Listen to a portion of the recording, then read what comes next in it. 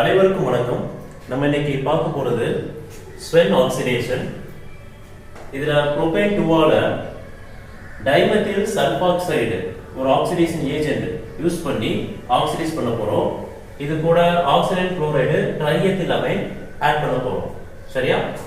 இப்போ இதுல நம்ம கவனிக்க வேண்டியது என்ன அப்படின்னா 4 ரியாக்டன்ட் இருக்கு. ஆனா இது 5 ப்ராடக்டா மாறும்.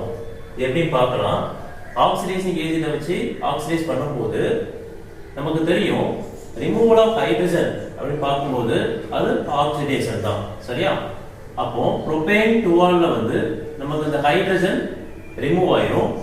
அந்த ரிமூவ் ஆனது 2 ஹைட்ரஜனும் ஆக்சிடைன் குளோரைட்ல உள்ள 2 குளோரினை வந்து எடுத்துரும். சரியா? அப்போ முதல்ல இந்த 2 ப்ராடக்ட் நம்ம எழுதிக்கிடுவோம். இதுல இருந்து ஹைட்ரஜன் ரிமூவ் ஆச்சு அப்படின்னா நமக்கு என்ன கிடைக்கும்? CH3 C double bond O CH3. சரியா?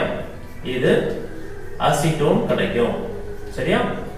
அடுத்தது பாருங்க, அந்த 2 ஹைட்ரஜனும் 2 Cl எடுத்துச்சுன்னா என்ன கிடைக்கும்? 2 HCl வந்து கிடைக்கும். சரியா? அடுத்தது இது வந்து ஆக்சிடைசிங் ஏஜென்ட். ஆக்சிடைசிங் ஏஜென்ட் என்னது? Oxidised others but reduce itself. அப்போ இதுல இருந்து ஆக்சிஜன் ரிமூவ் ஆயிரும். அப்படின்னா உங்களுக்கு கிடைக்கிறது வந்து டைமெத்தில் சல்பைடு வந்து கிடைக்கும். சரியா?